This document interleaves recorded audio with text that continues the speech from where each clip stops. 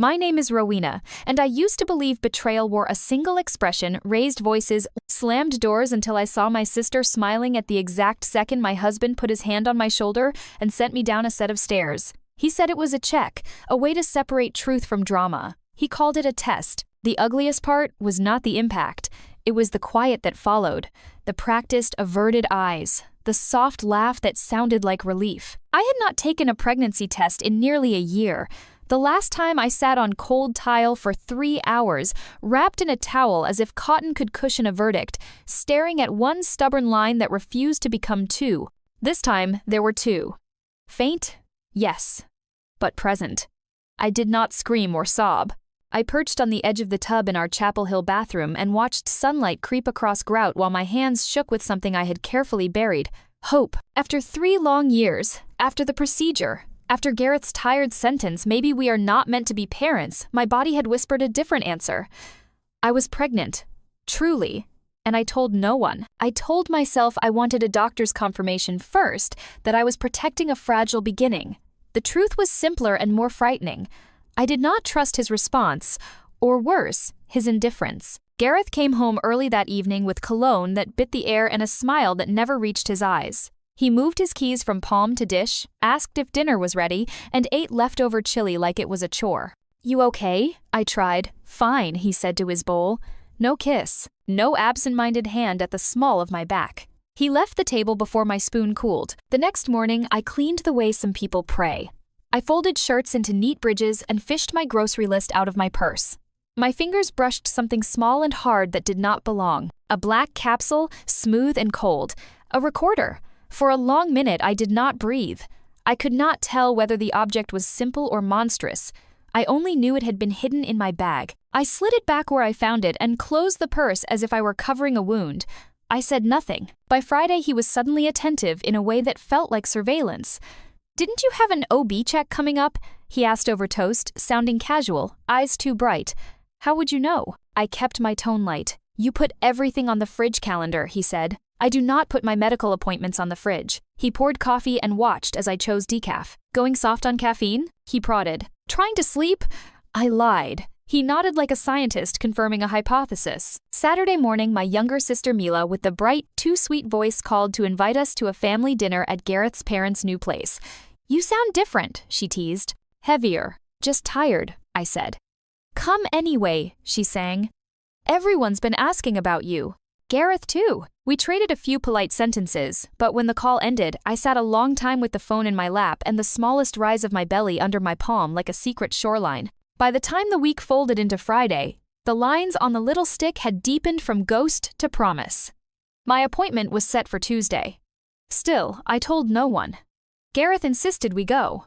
"It'll look strange if we skip," he said, a sentence for reputation, not care. I layered a cardigan over a loose blouse, clothes chosen like camouflage. In the car, he held the steering wheel the way some men hold grudges. He kept the radio off. I kept my mouth closed. The backyard was strung with lights that made everything look gentler than it was. "Cheese plates?" murmured Jazz. A chorus of pastel smiles. Gareth's uncle boomed a greeting. His mother waved with tongs in one hand and Chardonnay in the other. Nothing was overtly hostile, but my skin prickled as if it were raining needles. Mila arrived late in a white jumpsuit designed to be seen. She hugged me long enough to whisper, "You're glowing. Must be something in the water or in your belly." She pulled back and pressed a pink bag into my hands. Glitter letters winking. "For future little surprises." "Just a joke," she announced to nearby cousins, loud enough to travel. "Women your age get eager." Laughter flicked at my ribs like a rubber band. The night melted into small talk about home renovations and vacations we never took. I stationed myself near the drinks and raised a glass of sparkling water like a shield. When I declined wine again, Gareth's mother tilted her head. "No, Merlot, that's not like you." "She has been eating odd lately," Gareth added, smiling with too many teeth. "Cravings? Maybe. Or nothing." The words were light, the hook was not. Eyes slid toward me as if my body were a rumor to be audited. I reached for my phone, but my purse had fallen to the deck. I bent to grab it, and something skittered free. A thin plastic wand lay at my feet like a piece of evidence. The pregnancy test. the one I had tucked into the zip pocket because I could not bear to throw away the first proof my body had offered me in years. "Oh my God," Mila gasped, hand to chest, theater ready. "Are you seriously carrying that around like a trophy?" Someone snorted. Another aunt whispered. Gareth opened his palm, inspected the test like a counterfeit bill, and looked up with a coolness that iced my throat. "This isn't new," he said. "She has been keeping it for weeks. Don't read too much into it." I do not remember crossing the patio. I remember the bathroom door closing behind me and the mirror showing me a stranger. The lights were too bright. My mouth tasted like pennies. I braced my hands on the sink and breathed until the burn in my throat softened. I had kept the news quiet because I was not ready to grieve in public again. I wanted one small private thing. Now, even that felt touched by dirty fingers. I rested my palm over my abdomen and made a silent promise I could not yet name. When I opened the door, Mila was posted at the hallway like a guard at a stage. "Was that your big reveal?" she asked, lips curved, eyes glittering with something that was not kindness. I walked past her without a word. Inside me, something cool and exact slid into place, a thin blade of resolve. Morning poured through the blinds like a brightness I had not consented to. The other side of the bed was empty. I did not ask where he had slept. Nausea rolled in waves not from hormones, from humiliation. Downstairs I made dry toast I did not eat, and a half cup of decaf I barely sipped. The nursery we had once painted a cheerful yellow lived under a coat of taupe, as if the past were simply another color to cover. In the bottom drawer of a file cabinet, I found my old leather journal, open to a page I had not marked. A pink ribbon I did not own held the entry from the week I lost the first pregnancy. The paper showed a thumb smudge through smeared ink, as if someone else had handled my grief. At brunch after that loss, Mila had laughed when I declined a mimosa.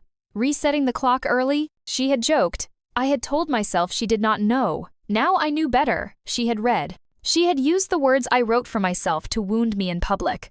I closed the journal and walked back to the kitchen, steady as a metronome. I opened my laptop, created a new document, and gave it a plain title I could live with. Record. Not for catharsis, not for art, for proof. I started with small things, dates, questions, that little device in my purse, because a body learns not to trust its own memory when every room insists you are imagining. I wrote until the cursor reached the bottom of the screen, and then kept going. By late afternoon, I had one more question I could not shake.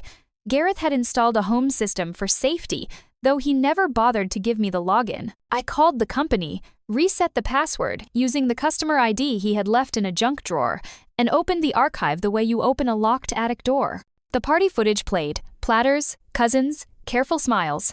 At the moment my purse hit wood, I paused. The timeline jumped. 2 hours of darkness. No motion, no sound, no error. When the picture returned, chairs were stacking and goodnights floated across the yard. Not a glitch. A choice. He came out of his office with damp hair and a towel over his shoulder while I was still staring at the blank section on the screen. "What are you doing?" he asked. "Checking the cameras," I said. "Why is there a 2-hour gap?" He smiled the way men smile when they think they are smarter than the facts. "Power blip," he said. "There was no outage," I replied. "Duke Energy keeps records." The temperature in the hall dropped. "You're digging again," he said. "It's not healthy." "Neither is erasing evidence," I said. He left with the towel slung like a white flag that meant nothing. When the door shut, I exported the file void and all to a small silver flash drive, encrypted it, and slipped it into my pocket. The cap clicked with a sound that felt final. I looked at the front door and understood that the first fall had already begun, and it had nothing to do with stairs. The flash drive sat in my pocket like a small, cold promise. By the time the sun tilted toward evening, the house had the hush of a stage before the curtain lifts. Gareth came downstairs dressed for civility, pressed shirt, careful cologne, wedding ring polished by habit. He did not ask how I was. He asked if I was ready. I answered with my keys. Outside, the air was the crisp kind that pretends to be kind. We drove without music, without chatter, just turn signals and the faint tick of the dashboard clock marking a countdown I could not see. He gripped the wheel the way a man grips a story he intends to sell. I held the flash drive and let my pulse learn its shape. His parents' new house looked generous under strings of patio lights, all soft gold and curated ease, cutlery chimed. Someone laughed too loudly. A platter of roasted vegetables steamed beside a lake of butter. Nothing in the scene threatened me, and yet every hair on my arms lifted as if the night itself had teeth. I barely cleared the threshold when Gareth angled his body toward the stairwell with a smile meant for other people's eyes. 2 minutes, he murmured, the voice of a man asking for privacy to adjust a tie.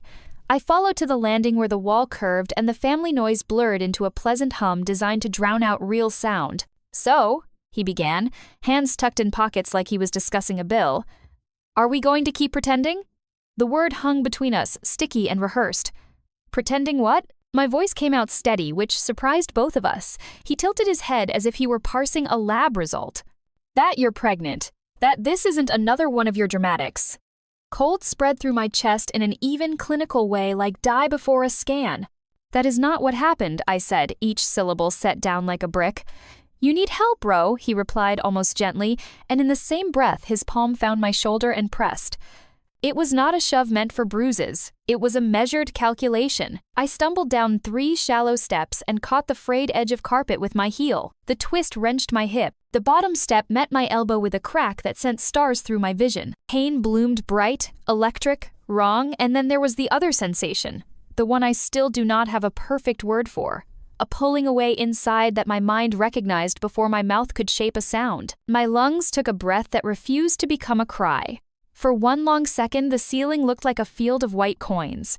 A laugh spilled from above, light as chimes and twice as cruel. I turned my head and found Mila leaning on the balcony rail, arms folded, face serene, eyes bright with something that could never be mistaken for concern. She did not move. She did not call out. She watched. Footsteps approached at last, unhurried. Gareth descended as if he had just noticed the weather change. He crouched beside me with a concern that fit him like a borrowed jacket. "You tripped," he said, the sentence already smoothed for retelling. I said nothing because there was not a safe place for words to land. He drove me to the hospital in a silence that performed the role of focus. Both hands at 10 and 2. No radio, no apology. My body felt like a room after a fight.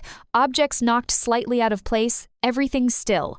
Under fluorescent light, the world sharpened into clinical nouns. Intake, vitals, labs, ultrasound. Nurses moved with a tenderness that did not demand conversation. Gareth sat in the corner flipping a magazine as if waiting for a haircut. Time lost its edges until a young physician entered with eyes that had learned how to deliver news. "You were pregnant," she said, voice low and exact. "I am sorry." The pregnancy did not survive the fall. The room did not spin. It narrowed to a point. I felt the old stillness return, the kind that had once saved me from drowning and now barely kept me afloat. She spoke a few more sentences about follow-up and rest and warning signs. I nodded at the appropriate places because I have always been polite. When they wheeled me to a smaller room, the ceiling tiles arranged themselves into a grid I could count if I needed to hold on. A nurse with silver threads in her hair checked my IV and hesitated the way women hesitate when they already know the answer. "Can I ask?" she began, then softened. "You did not just fall, did you?" My mouth opened and closed. She nodded anyway, the mercy of recognition doing what language could not. "We are here," she said quietly, and adjusted the blanket as if warmth could stitch what had torn. Alone again, I rested my palm over the emptiness beneath it. The grief was not new. The cause was. This time, it did not feel like fate or statistics or the universe rolling a poor number. This time, it had fingerprints. A clock on the wall clicked through a handful of minutes that felt like an hour. My phone lit on the side tray with a single message. No words, just a bright, round smile. From Mila. I stared until the icon blurred and the screen timed out. Then I set the phone face down, turned my head, and let the quiet teach me what it always does. I am not crazy. I am not alone. And I am not finished. Morning arrived with a hush that felt staged. The other half of the bed was cold, and the white coat smell of antiseptic still clung to my skin. A nurse slid in with discharge papers and the kind of kindness that asks nothing of you. When my personal items were returned, my phone showed a small, pulsing dot in the corner of the screen, the voice memo app still armed from a visit weeks earlier. I pressed play. Gareth's voice filled the quiet, even, and clinical. A man asking an obstetrician how one might verify a pregnancy because, in his words, some women exaggerate for attention. The doctor's response stayed professional. The frost in his tone did not. He had been setting the table long before last night. I listened twice, then a third time, not for doubt, but for clarity. When Gareth offered to drive me home, I stepped past him and ordered a car. His eyebrows lifted. My answer did not change. I asked the driver to take the long way, tracing neighborhoods where porches held chimes and small flags, and the lives of people who were not performing. Back home, I went straight to the smallest room in the house, the one that used to be yellow and hopeful before we painted it taupe and quiet. A shoebox slept behind a locking file, packed with receipts and notes that meant nothing until they meant everything. There it was.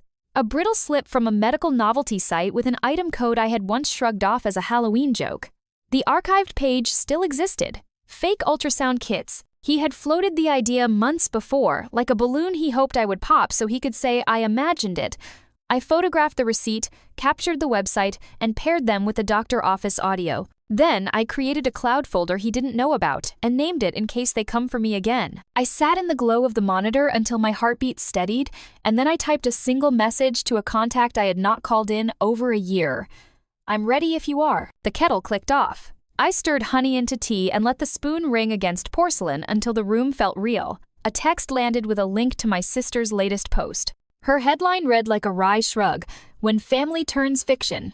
She described me without using my name, a portrait airbrushed with concern and edged with contempt, fragile, dramatic, prone to performances. The comments applauded her courage as if cruelty required bravery. I called Dr. Rohr, my physician, who had watched me navigate losses with more grace than I ever owed anyone, and asked for a brief statement confirming what my body had endured. He wanted to help, I could hear it, but he had already been cornered by Gareth's counsel. Liability, confidentiality, risk. I thanked him anyway. People who treat you gently are not the same as people who take your side. By mid-afternoon, I was at the Women's Legal Aid Center, a beige building with a sun-faded sign and the gravitas of a courthouse in miniature. Karina, a volunteer with a calm that felt earned, listened without interrupting while I laid down proof like cards. The memo, the receipt, the blackout in the backyard footage, the timing of jokes that were not jokes. When I finished, she asked only one question: "Do you want this quiet? Or do you want it lit?" For years I had been tidy, discreet, smaller than the rooms I entered. "Light it," I said. So I wrote. Under a pen name that still felt like my spine, I published an essay titled "Gaslit by Blood" on a private advocacy forum and attached redacted screenshots and the clipped line of Gareth asking a physician how to tell whether a woman lies.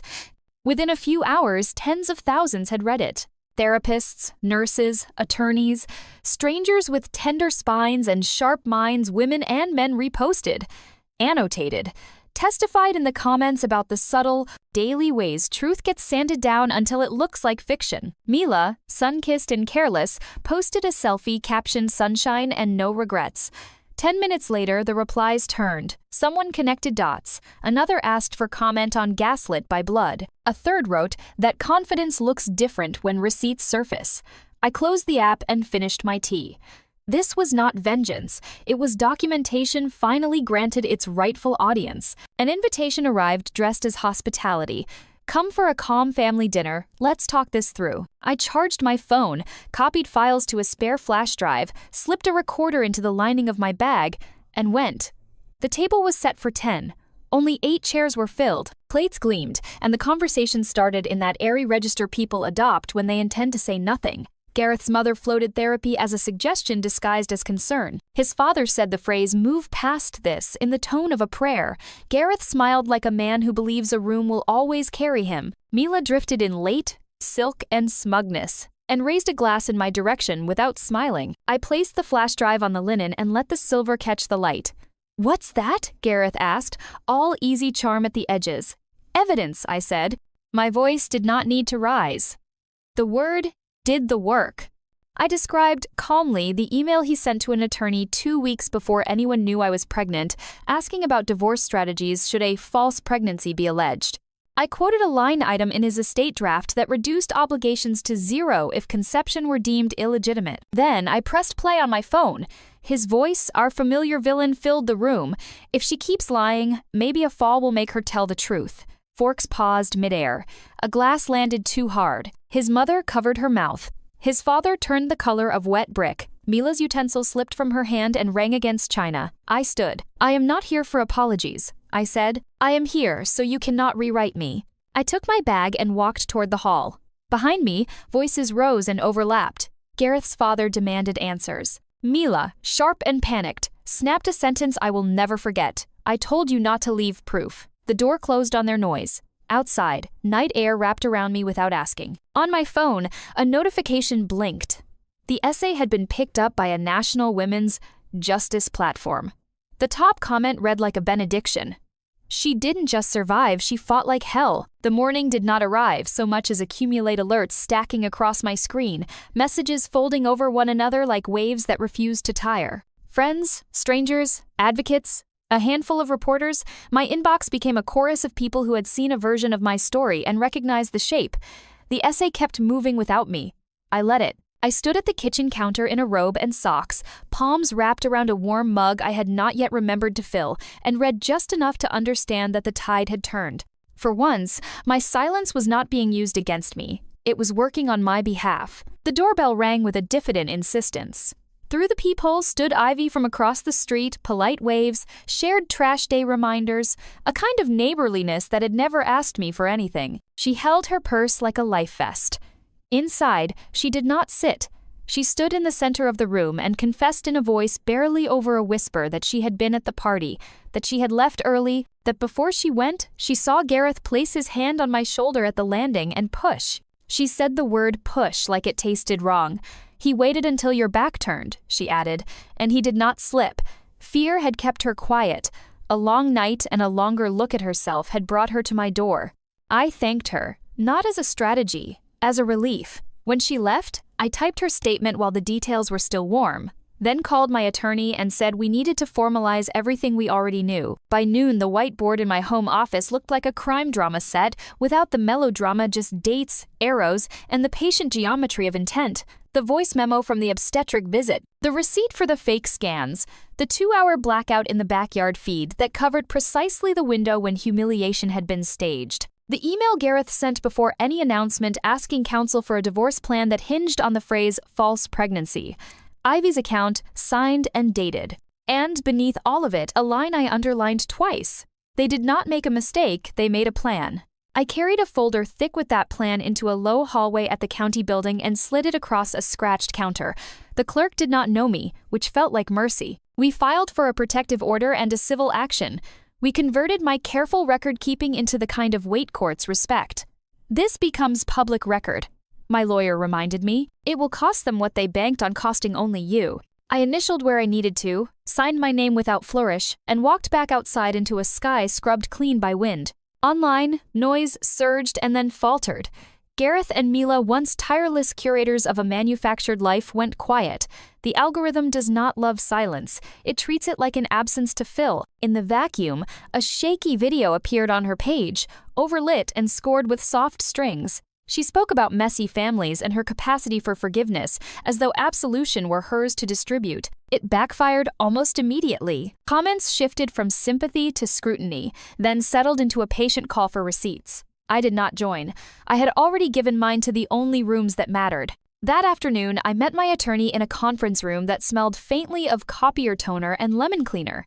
I handed him another file I had not been ready to hear until now, a recording from a marriage counseling session 6 months earlier. On it, Gareth, composed and persuasive, told a therapist that I had a habit of embellishment, that I sometimes made things larger, as if my pain were a theatrical instinct rather than a wound. I listened to my own voice in that room, thin, careful, trying to earn belief from a man who had already decided what I was, and felt a clean anger that did not scorch me. Pattern and intent, my lawyer said, tapping the waveform on my screen. This is not confusion, this is construction. That night, an unknown number sent a single laughing emoji, followed by a line, "You really think anyone believes you now?" I screenshotted it, forwarded it to counsel, and blocked the sender with a steadiness I wished I had known years earlier. Mila was still playing to an audience. I had changed theaters. The hospital meeting happened the next morning, in a windowless room with a long table and a careful roster of titles: risk management, compliance, counsel. Gareth did not attend. His absence reverberated more loudly than any defense. I placed the folder on the table: timestamps, audio clips, copies, and the clean summary my lawyer had insisted on, the kind judges and committees prefer to emotion. "If we proceed," the head of compliance said, tone even, "we are obligated to examine every party referenced and to notify appropriate authorities." I nodded. "You should," I said. I was not seeking spectacle. I wanted systems to do the work the people inside them had refused to do. When I got home, the house greeted me like a place that had decided to belong to me again. I made tea I would actually drink, opened a new document, and typed a header I had drafted in my head during the drive, statement for press distribution. I did not want to go viral. I wanted to be precise. I wrote slowly, each sentence braided to the next, giving the public version of the story the same careful architecture as the private one. I did not call anyone a monster. I did not sensationalize a fall. I used words like pattern and documentation and harm. I closed with a line that had arrived fully formed while I sat outside the courthouse. Silence is not surrender. It is where truth gathers its breath. I hovered over publish until my finger warmed the glass. Then I saved the draft and closed the lid. Not yet. Let the official investigations move first. Let the paper trail I built take a turn at speaking. Let the room that had finally listened keep listening a little longer. The courthouse smelled faintly of bleach and paper, a sterile kind of finality that matched the way my life had been cataloged and cross-referenced these past months. I arrived a little early, not out of eagerness, out of discipline. I wanted a few quiet breaths before the last formality. Gareth swept in a few minutes before we were called, wearing the same performative blazer he once saved for gala photos. He did not meet my eyes. His attorney murmured something rehearsed to mine. The clerk directed us with a patience that felt almost kind. When the file reached me, I signed where tabs instructed, my name followed by a period. No flourish, no pause. The judge asked if either party wished to make a statement. I shook my head. Gareth did the same, and for once his silence served the truth. Outside, the sky was a bright, impossible blue, wind scissoring the clouds into narrow ribbons. I stood on the steps for a long moment and watched people pass the ordinary choreography of other lives moving forward for their own reasons. The lightness I felt was not triumph. It was air returning to rooms that had been sealed for too long. On the drive home, I did not turn on music. I let the hum of tires and the thin whistle through an old window seal become a small, steady benediction. Back at the house, I opened a folder I had titled years ago and never sent. Letters drafted to my sister in a season when I still thought careful explanations could heal a wound someone enjoyed inflicting. I read one all the way through, marveling at the woman on the page who apologized for bleeding. Then I pressed delete. Next, I scrolled through photographs, events, dinners, smiles sharpened by hindsight and removed them one by one. Not to erase history, but to stop donating shelf space to fictions. When I finished, the rooms felt less curated and more true. A stack of books, a blanket with a snag I refused to fix because it kept the story of a winter night intact, a window that needed cleaning and could wait. The doorbell rang just as dusk began to fold over the neighborhood. No one stood on the porch. On the mat lay an envelope in soft gray, my name centered like it belonged there. Inside was a brief letter on the letterhead of a state women's advocacy collective. They had read my account when it traveled without my name and wanted to invite me to speak at a closed retreat for survivors of psychological abuse. I sat with that invitation for a long while, not because I was unsure, because I recognized the line it crossed. I would not be telling a story to be pitied. I would be naming a pattern so someone else could step out of it sooner. The next morning, I drove to a lake just outside town, a small stretch of water we had once imagined teaching a child to swim in. I parked and walked the worn path to the edge, a smooth stone in my pocket engraved with a single word I had been practicing. Still. I knelt and set it where grass frayed into mud. I did not pray. I did not perform a ritual. I just stood there long enough to feel the wind carry away the last thread of a story that no longer belonged to me. That afternoon, I met the collective's director, a woman with silver coils and a voice that cut through the air like kindness plated in steel. She did not press for the blow-by-blow. She asked what I wished someone had said to me when I was doubting my own heartbeat. "Tell her she is not confused," I answered. "Tell her that doubt is a symptom of being lied to, not a diagnosis of weakness." The director nodded and said that would do just fine. 3 days later, I sat in the front row of a pine-sheltered retreat center, palms resting on my knees, feeling less like a speaker and more like a witness taking an oath. When they called my name, I walked to the small microphone. My first word caught and then steadied. I did not recite the worst things. The room already knew 1,000 versions. I spoke about documentation, about how keeping a record is not obsession but self-respect. I spoke about nurses who ask the right questions with their eyes. I spoke about the difference between quiet and secrecy, about how one protects and the other corrodes. Heads nodded. A woman near the back pressed her hand to her throat like she had found her pulse again. I finished with a sentence that had been waiting since the courthouse. Silence is not surrender. It is where truth gathers its breath before it walks into the light. That night, back home, I opened the statement I had saved and added only a few lines credits where they were due, thanks to those who risked their comfort to validate mine, and an invitation for anyone stranded in the gray to borrow my map. Then I published under my name, no alias, no softening. The piece did not detonate, it expanded. It found the readers it was meant for, and settled beside them like a chair pulled up to a table they had been kept from. Some wrote to say they felt seen. Some wrote to say they were ready to leave. A few wrote to say they were not. And could I hold their story for a little while until they were? I said yes, where I could, and where I could not, I sent them toward people who would. In the weeks that followed, administrators asked better questions. A compliance office opened an inquiry rather than closing ranks. My lawyer filed what needed filing and then, blessedly, stopped calling because there was nothing left to chase. Gareth's public accounts remained blank. The performance could not bear the weight of cross-examination. Mila tried twice more to reroute the narrative and then learned what I had learned the hard way. Without receipts, a story is just noise. I kept living, not in capital letters, but in ways that accumulate. I learned to cook one dish well and did not apologize when I made it twice in 1 week. I bought a secondhand table and sanded it myself until the grain showed through like a topography map of a place I hoped to explore. Some evenings I drove to the lake with a book and sat on a bench facing the word I had left there. The stone stayed. So did I. If you are reading this and measuring your own life against mine, please do not. Measure it against your breath. Ask whether the rooms you move through let you hear yourself think. Ask whether your quiet is rest or erasure. If you are ready, document what they told you could not be proved. Tell one person who will not flinch, and if today is not the day, that is not failure. That is you gathering strength. I used to think strength meant never breaking. Now I know it means breaking clean and then choosing the shape you will become. If any part of this reached you, if a sentence lodged in your chest, if a moment felt like a mirror, tell me where you are reading from and what it echoed in you. Type the word one so I know you are out there. If it did not land, tell me why. I am listening. And if you want more stories told without performance and without apology, come back. We will keep setting the table until there are enough seats for the women who were told there never would be.